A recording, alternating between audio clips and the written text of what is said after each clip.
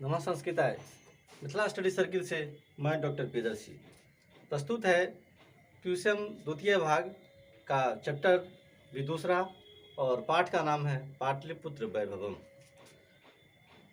बहुत सारी बात का अध्ययन हमने इस चैप्टर में किया है। यह बहुत महत्वपूर्ण चैप्टर है क्योंकि इससे परीक्षाओं में बहुत ही अधिक क्वेश्चन पूछा जाता है। अगर आप इस चैप्टर को कर लेते हैं तो समझिए प्रथम चैप्टर मंगलम और द्वितीय चैप्टर पाटलिपुत्र वैभवम, इतना अगर आप कर लेते हैं तो समझिए आपका 10% की तैयारी लगभग पूरी हो गई है। इसलिए बहुत इम्पोर्टेंट चैप्टर है ये। आइए आज जो हम पढ़ेंगे इसमें ये जो लास्ट अनुच्छेद है आपका संप्रति पाटलिपुत्रम, संप्रति, यहाँ से संप्रति ये चैप्टर देखेंगे, ये अनुच्छेद देखेंगे और अर्थ में होगा, अंत में होगा दर्शनार्थ मायांति, दर्शनार्थ मायांति। यहाँ से यहाँ तक हम पढ़ेंगे आज। तो आइए पहले वाचन कर लेते हैं, फिर पंक्तिशः व्याख्या करेंगे और फिर इस अनुच्छेद को समझने का प्रयास करेंगे। प्रश्नोत्तर जो होगा वो तो हम करते ही हैं। आइए, संप्रति पाटलिपुत्रम पटना नाम नगरम अति विशालम वर्तते बिहारस्य राजधानी चास्ति। अनुदिनं नगरस्य विस्तारः भवति। अश्चोत्तरस्यां दिशि गंगा नदी प्रवहति। तस्याः उपरि गांधी सेतूनां एशिया महादेशस्य दीर्घतमः सेतु किंच रेलयान सेतुरपि निर्मीयमानो वर्तते। नगरेऽस्मिन् उत्कृष्टः संग्रहालयः, उच्च न्यायालयः, सचिवालयः, गोलगृहं, तारामण्डलं, जैविकोद्यान, मौर्यकालिकः अवशेषः, महावीर मंदिरम इत्येते दर्शनीयाः सन्ति। प्राचीन पटना नगरे सिख संप्रदायस्य पूजनीयं स्थलं दशम गुरोः गोविंद सिंहस्य जन्म स्थानं गुरुद्वारेति नाम्ना प्रसिद्धं वर्तते। तत्र देशस्यास्य तीर्थयात्रिणः दर्शनार्थम आयन्ति। यहाँ तक हम अभी अध्ययन करेंगे। आइए पंक्तिशः पढ़ते हैं हम लोग। संप्रति का क्या मतलब होता है? संप्रति का मतलब वर्तमान में, जो इस समय में चल रहा है वो संप्रति हुआ। संप्रति पाटलिपुत्रम, संप्रति पाटलिपुत्र क्या, ब्रैकेट में देखिएगा क्या लिखा हुआ है, पटना नाम नगरम, पटना नाम नगरम, संप्रति पाटलिपुत्रम पटना नाम नगरम। संप्रति इस समय में पटना, पाटलिपुत्र को क्या कहते हैं? तो पटना कहते हैं। तो वही है पटना नाम नगरम। अति विशालम वर्तते, बहुत अधिक विशाल है। अभी आप जो सोचिएगा जो पटना जाएं और एक दिन में भ्रमण करके आ जाएं, संभव नहीं है। आपको बहुत ढंग से पटना घूमने के लिए कम से कम एक सप्ताह का समय चाहिए। संप्रति पाटलिपुत्रम पटना नाम नगरम इति विशालम वर्तते, बहुत विशाल है, विशाल वर्तते, विशाल है, वर्तते का मतलब है, विशाल है। बिहारस्य राजधानी चास्ति, चास्ति विशाल है और बिहार राज्य की राजधानी है। चास्ति, चास्ति, यहाँ देखिए इसको विच्छेद करेंगे, चौ जोड़ अस्ति, चौ जोड़ अस्ति। ये चौ में अ है और ये अ है, ये अ और अ मिलेगा तो क्या बनेगा? आ बनेगा। और इसमें कौन सा संधि है? स्वर संधि है। और अकह सवर्णे दीर्घ से दीर्घ स्वर संधि है। ये आपको समझना है, फिर आगे तो हम इसका अध्ययन करेंगे ही। तो नाम विशालम वर्तते बिहारस्य राजधानी चास्ति। आइए देखिए, अनुदिनम नगरस्य विस्तारः भवति। अनुदिनम मतलब दिनों दिन, नगरस्य विस्तारः भवति, नगर का विस्तार होता है। कोई भी चीज़ है तो आप एक चौक चौराहा ही देखिएगा ना, तो 5-10 साल के बाद उसमें काफ़ी परिवर्तन आएगा।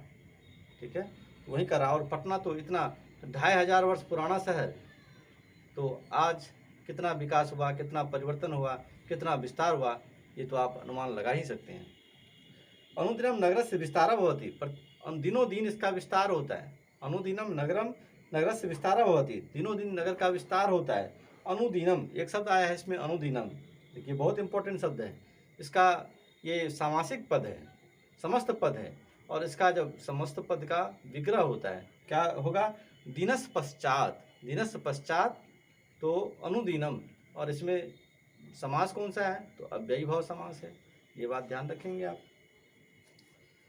अनुदिनम नगरस्य विस्तारः भवति, समझ गए होंगे जैसा मुझे उम्मीद है। अगली पंक्ति पर बढ़ते हैं। अस्योत्तरस्याम दिशि, अस्योत्तर, अस्य जोड़ उत्तरस्याम, अस्य जोड़ उत्तरस्याम कर देंगे।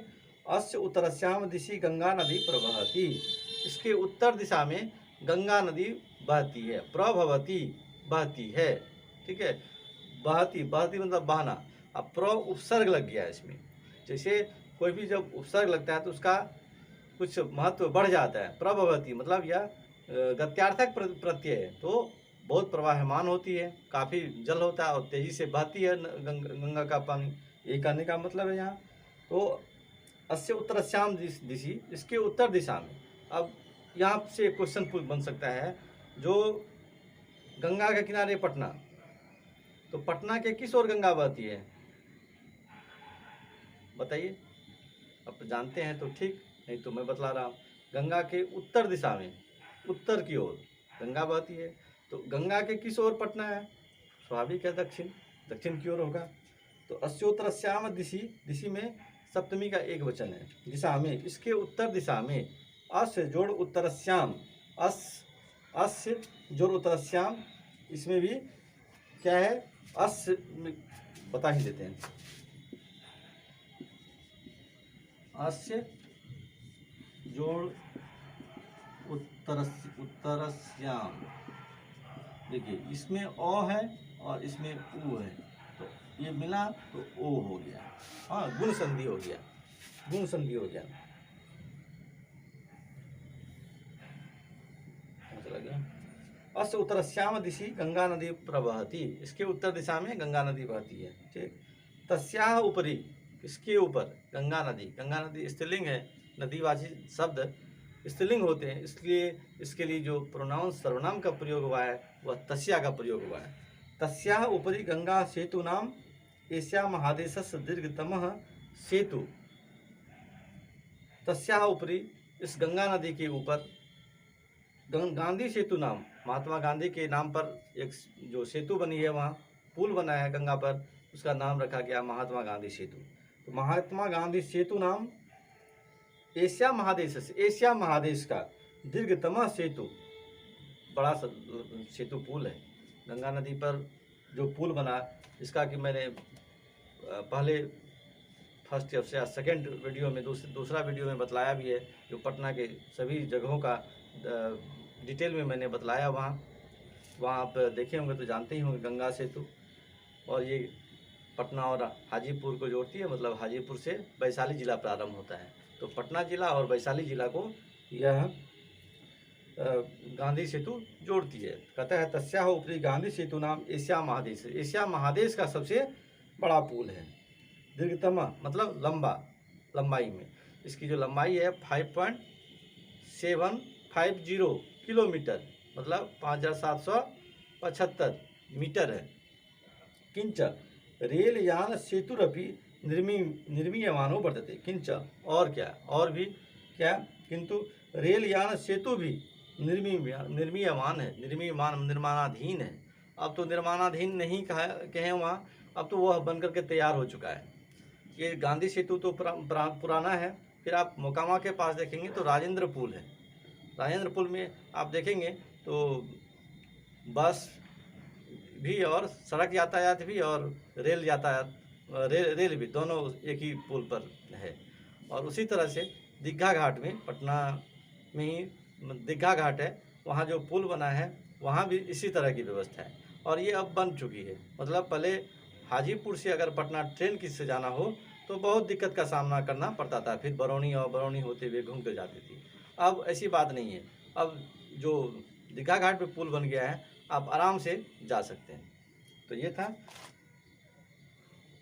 तो निर्मीमानो देखिए, जिस समय में पुस्तक बनी उसमें में निर्माणाधीन था, अब वह निर्मित हो चुका है। ऐसे ही होता है विस्तार विकास। किंतु रेलयान सेतुरपि निर्मीयमानो वर्तते।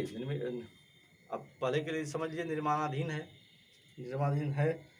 आगे देखिए, नगरे अस्मिन उत्कृष्ट संग्रहालय। और इस नगर में अब क्या है, नगरे अस्मिन नगरे, इस नगर में, अस्मिन में सप्तमी, अस्मिन नगरे उत्कृष्ट क्या है उत्कृष्ट, संग्रहालय। आप पहले वीडियो में देखे होंगे, संग्रहालय के बारे में बताया गया है। संग्रहालय जहाँ वस्तुओं को संग्रहित कर रखा जाता है तो वो संग्रहालय है। उच्च न्यायालय है, हाईकोर्ट, उच्च न्यायालय है, सचिवालय है जहाँ मुख्यमंत्री बैठते हैं, सभी एमएलए लोग बैठते हैं, वो सचिवालय होता है। सचिवालय और सभी विभाग के सचिव बैठते हैं, इसलिए नाम रखा गया सचिवालय है। गोलघर है, गोलघर के बारे में बतलाया गया था, ये वो अन्न रखने के लिए बनाया गया था गोलघर। तारामंडल है, जहाँ आप उसको प्लांटेरियम बोलिए, और वहाँ जाइएगा तो आप सौर मंडल बैठ करके देख सकते हैं। तारामंडल है। जैविक उद्यान मतलब चिड़ियाखाना, जूज वहाँ है, उसमें तो तरह तरह का जीव आपको देखने को मिलेगा। जैविक उद्यान है। मौर्यकालिक अवशेष, ये कुम्हराड़ में है, मौर्यकालिक अवशेष है। महावीर मंदिर है जो पटना जंक्शन पर ही है। इत्येते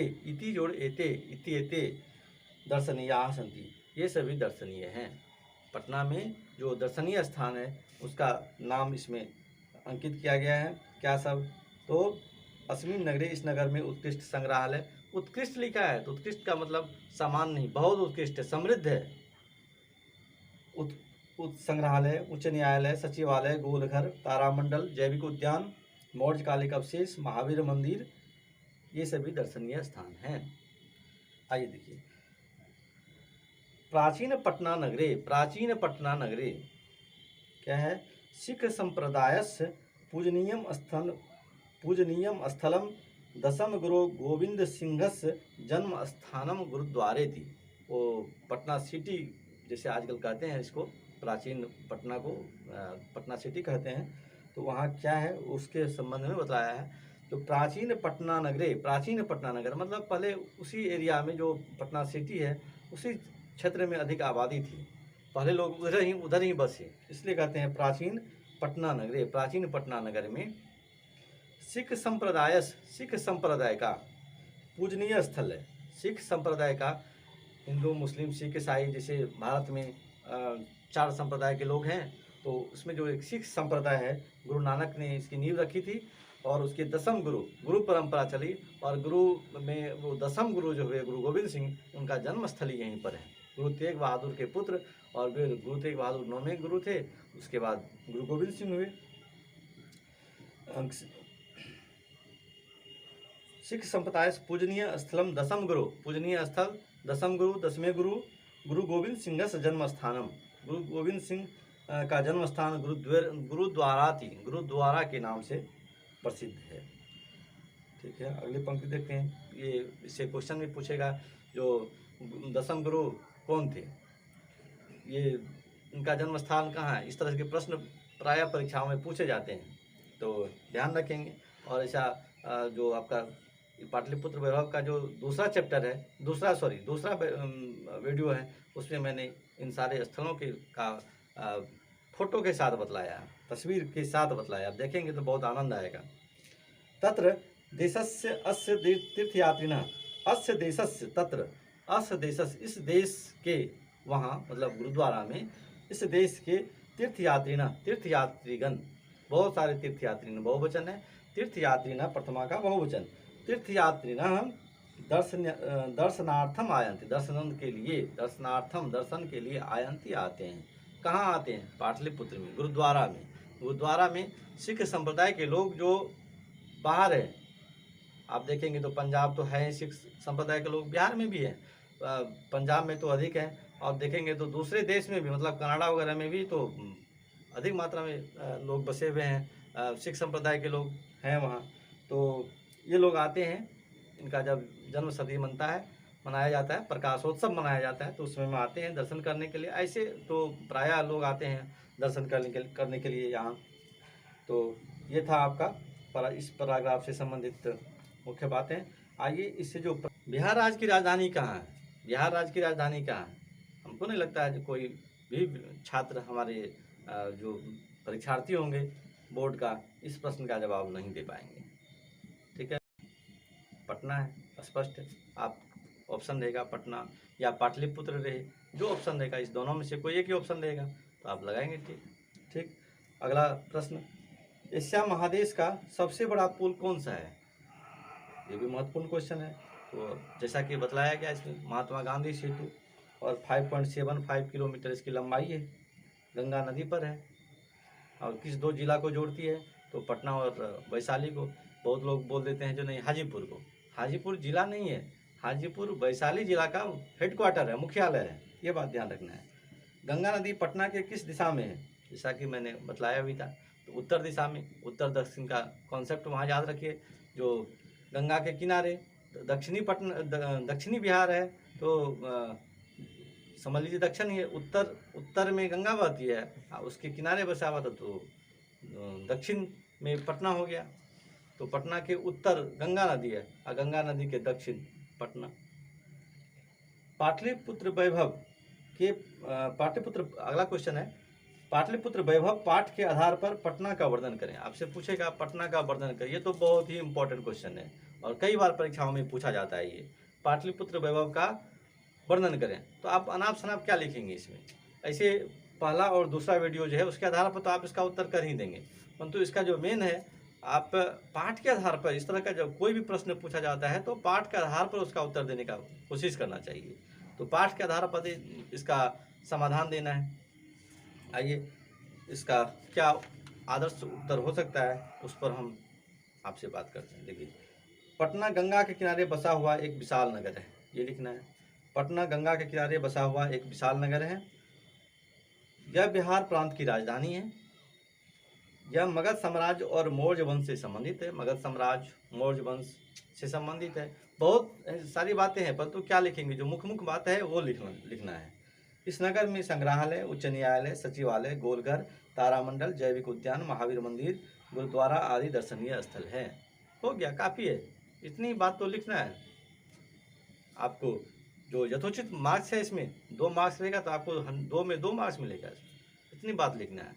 हाँ, थोड़ा लिखावट ढंग का होना चाहिए, क्योंकि बहुत जो मार्क्स कटता है 10वीं में बच्चों का, वो मार्क्स के आधार पर भी कुछ अंक कट जाते, इसलिए